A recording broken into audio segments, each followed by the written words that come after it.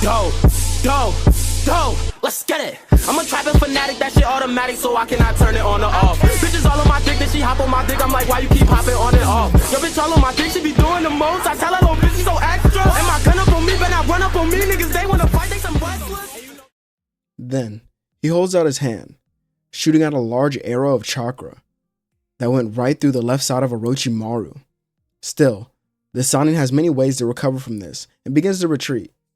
He's hunted by the Uchiha police force, but others would only survive and arrive to see Naruto on a rampage. Believing he was the one to attack and kill his own teammate, as well as injuring Neji and the Hokage's son, they would attack him. Luckily for Naruto, Sanaka stopped him, using the Shadow Possession Jutsu. This allowed everyone, even Naruto, to calm down, as Sanaka explained to them what had happened, and they looked to Team 7, as they would take them to the Leaf Hospital. As for Team 10, Naruto stood over the body of his fallen teammate and activated the Sennogan. He places his hand on the ground, ripping the chakra from the grass, leaves, insects, and the trees around him, as many other things, and trying to transfer it into his teammate. None of this works, as his lifeless body just sits there in the arms of Naruto, as he would scream in agony, promising to kill Orochimaru, no matter how long it takes. The Uchiha police force go to take his body with them, but Naruto swats them away. No, he's going to complete this selection and become a Chunin, just like the rest of us. Naruto picks up his body and tells Tanaka to follow him. The two eventually make it to the tower where Shisui wanted to congratulate them once they opened the scrolls. This is when he saw the dead body of one of his students. Who did this? Naruto could only utter the words Orochimaru, as he knew who it was. Furious, Shisui took his body and reported to the Hokage. As for Sanaka and Naruto, each one of them have a different reaction to the death of their friend. Naruto wanted nothing but revenge, but Sanaka believed it was his fault for not sending the signal faster or earlier. So, all he wanted to do was become stronger to make sure that none of this would ever happen again. And his wish was granted through his 3 Tomoe Sharingan.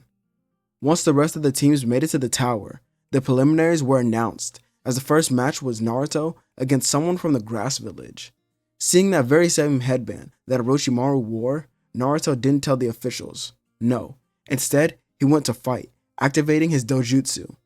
Shisui and Kakashi were talking, watching him take down his opponent. Kakashi asked if he was stable enough to do so, and for once, Shisui didn't have an answer, hoping he would hold back. But Sanaka was standing right next to them, letting them know the truth. Naruto was going to kill him. The match begins, and Naruto dodges attacks left and right, using the adamantium chains to maneuver around the arena. Then he flips into the air, using a wind jutsu to almost cut off his opponent's arm. What the hell was that? It was so sharp. Naruto then lands on the wall, summoning a water tornado that rips through the stadium floor, crashing onto his opponent. As he sent into the wall, Naruto punched him in the stomach. Usually, this would have been enough to finish the job, but Naruto's opponent taunted him, stating that Sasuke will be next. And just that simple line, Naruto was pushed over the edge. He began punching his opponent over and over again, with each time landing his fist was being coated in chakra, as this chakra wasn't his own. It was the chakra from his opponent that he was stealing, adding it to his strikes. The wall then began to crack, with blood and teeth even flying everywhere, as well as stones.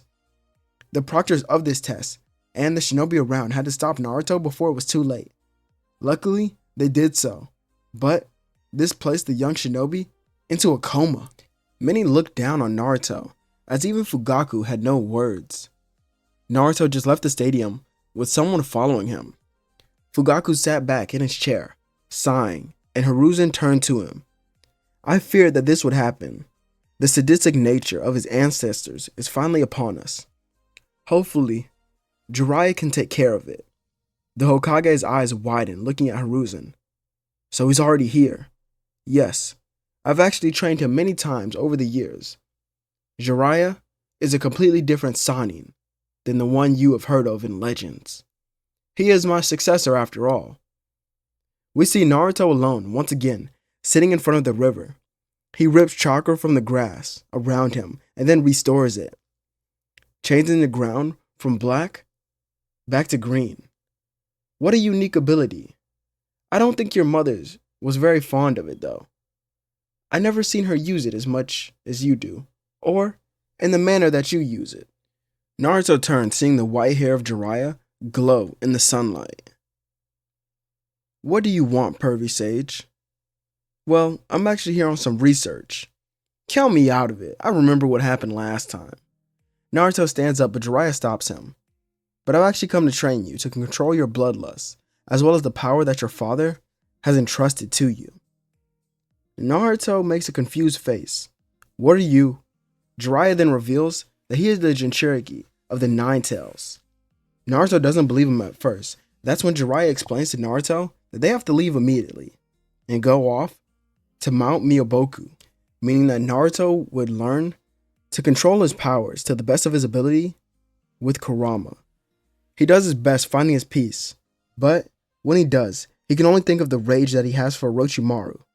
He can't forgive that man for what he's already done, and Jiraiya knows that this will be difficult, with so much around him, as he wonders what Minato would do different. Naruto was born with many more problems than him, and Jiraiya would nod, acknowledging this. So, he knows he has to train him differently.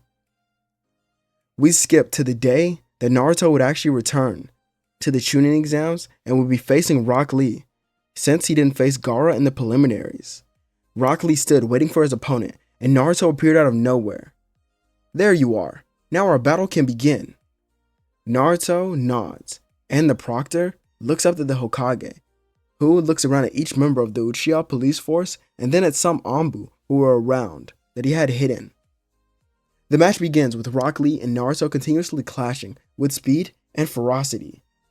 Lee's speed had increased so much because of his training that he was actually able to keep up with Naruto to a very high degree, making it seem as if they were on toe-to-toe with each other.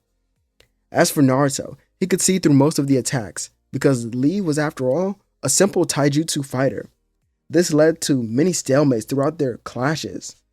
As early parts of the fight, it seemed that they were equal. Naruto begins to show off more and more of his technique than his power, as he's even able to summon the chains and control them through his emotions. This all led to Lee looking to Guy Sensei. The weights are dropped, and now the real battle begins. Lee begins ripping through Naruto, who really couldn't keep up with his new speed. He was a completely different person. Lee was hitting him from all angles, leaving Naruto in a daze. Shisui then leaned over the railing and shouted, "Stop playing around and end it already." Guy seemed confused and almost amused at this, until Naruto caught the punch of Lee and he spit out some blood from his mouth. Lee then fell to the ground unconscious as Naruto casually walks off, being declared the winner. The sensei in the stadiums dropped their jaw, and Jiraiya is seen hidden, smiling, with Fukasaku on his shoulder. The toad then states, "The boy has grown over this past month," and Jiraiya nods, saying he plans to help him grow even further, as he believes Naruto could be the child of prophecy. The matches continue, and since Sasuke was able to recover, he's able to fight Gaara, which leads him to lashing out, and the attack on Konoha commences. Although, it's short-lived. Not only are the Uchiha police force standing in Konoha and ready for the attack, but the Hokage himself has a Susanoo that takes down Orochimaru's snakes. And we still have Jiraiya here as well, as adding on top of that, we have Hiruzen and high-level shinobi like Itachi, Shisui, Kakashi, Might Guy, Azuma, and many others. As for Gaara, Sasuke chases after him, but so does Naruto, which, instead of summoning a toad, he reaches Gaara using the Uzumaki chains to hold him down. And, standing on top of a tree, he looks into Naruto's eyes to see a shift. "Sasuke, the rest is up to you." We then see Sasuke with his curse mark and a 3 Tomoe Sharingan active, using it to control the tail beast inside of Gaara. With this being done, Naruto can now send clones that reinforce the seal placed on Shikaku, making it so that Gaara could no longer hear his voice. As by this time, the beast had vanished and the attack on Konoha was over. There isn't too much rebuilding to do, so they needed to finish the Chunin exams in the following week. And this leads to Naruto, Sasuke, Sanaka, Temari, and Neji becoming Chunin, and eventually Shikamaru becoming a Chunin due to his intelligence.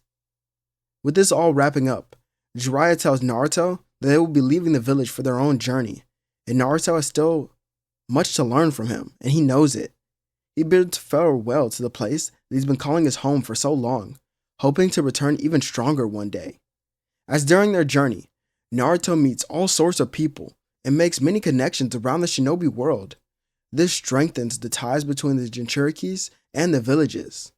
Naruto himself grows into the young man that his parents had envisioned upon their death. He was no longer rash and quick to anger. He was very collected, yet childish.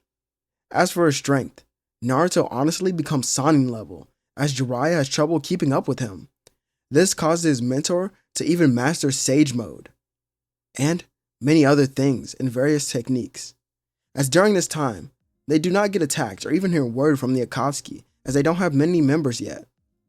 Naruto himself just knows that he wants to return to the village.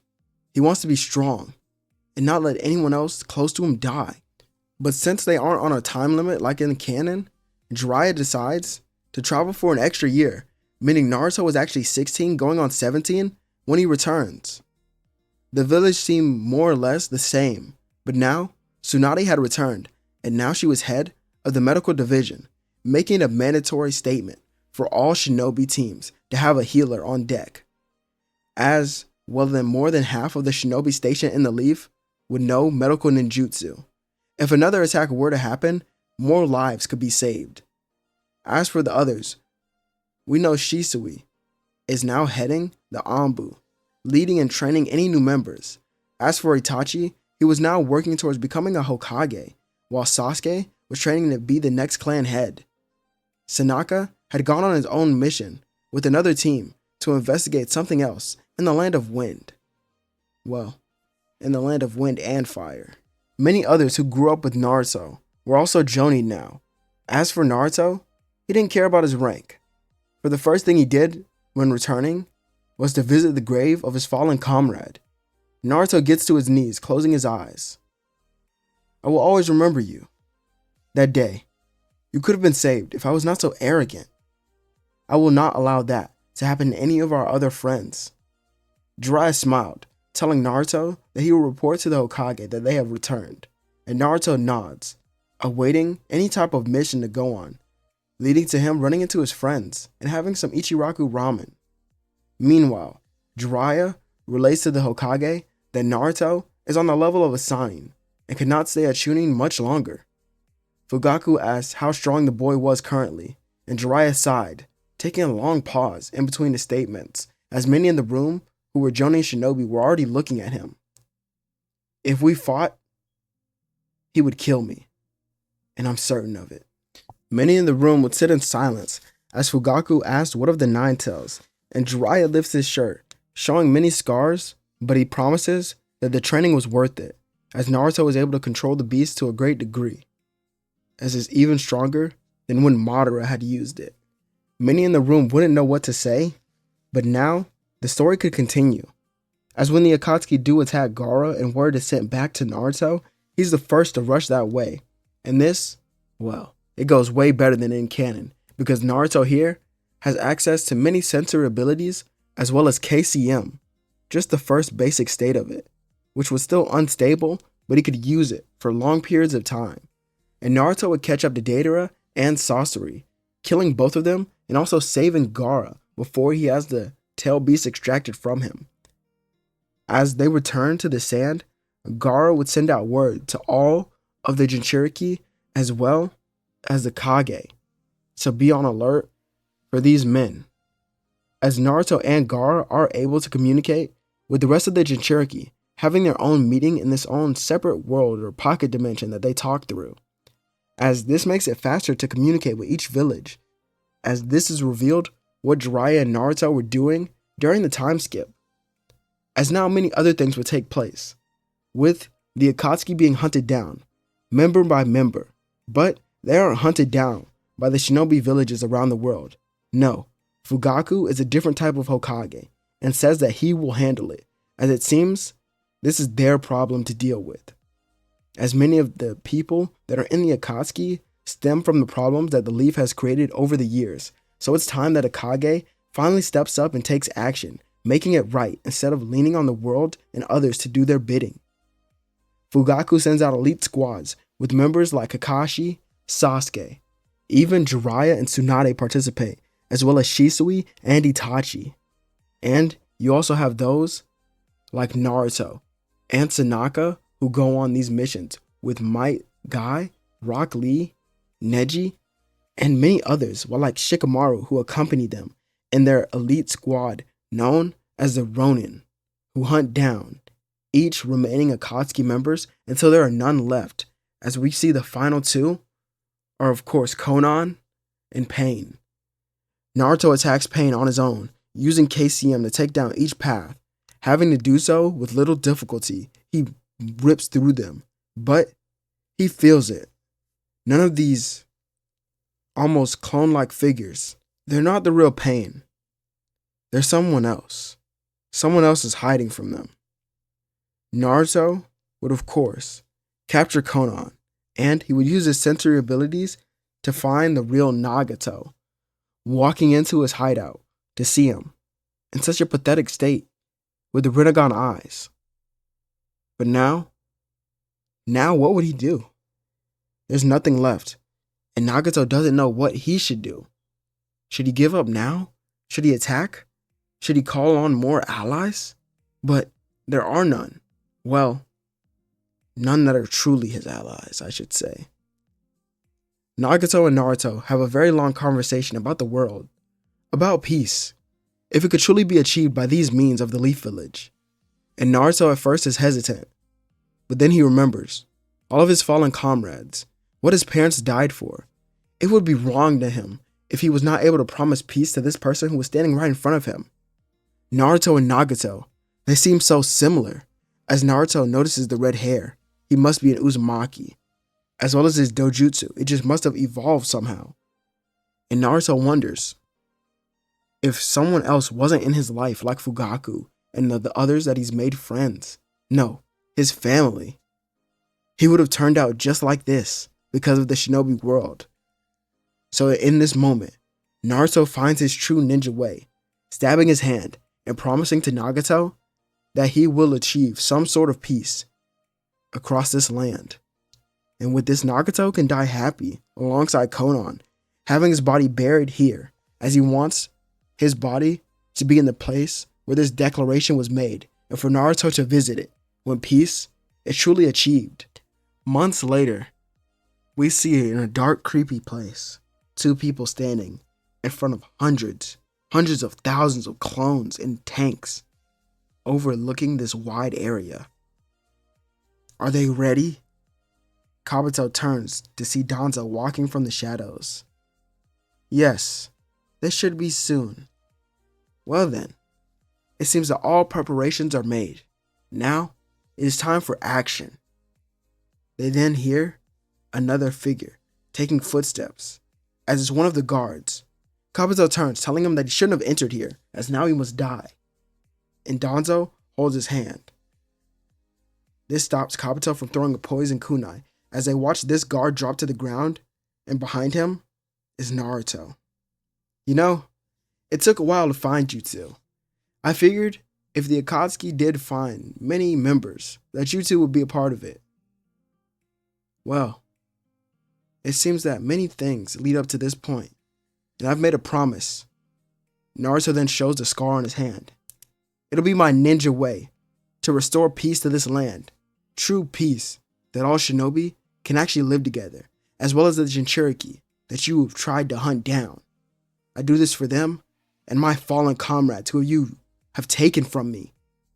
Naruto activates KCM using a giant Rasengan combined with the Biju bomb to slam down onto the ground, destroying the entire area, as well as killing Danzo, who doesn't have the Izanagi here. So, he would die alongside Kabuto and the hundreds of clones that they have made in this facility, leaving a crater in this spot of the land.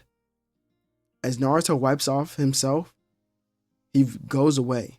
As it begins raining, he visits the grave of Nagato and Konoha. And here is where Naruto would take off his shinobi headband, tying it around the gravestone that he's made. I'll be back for it later, but now you can keep it as a memento of our friendship, as you were a true shinobi, Nagato. You just were led down the wrong path. But peace has been achieved, and I hope now that you can see it wherever you are. Naruto then walks away from the gravestone, but he feels something. Peace has been achieved, but there is something still lurking in the background, as this is where we see Black Zetsu far away, trying to figure out a plan to revive someone, but with no Rinnegan, no Nagato, no Obito, no Madara, no anyone. This is going to take longer than expected. But this is where our story will end. I hope you all enjoyed, and if you did, like, comment, and subscribe, and tune in for the next one. This is Zero, and I'll catch you all later.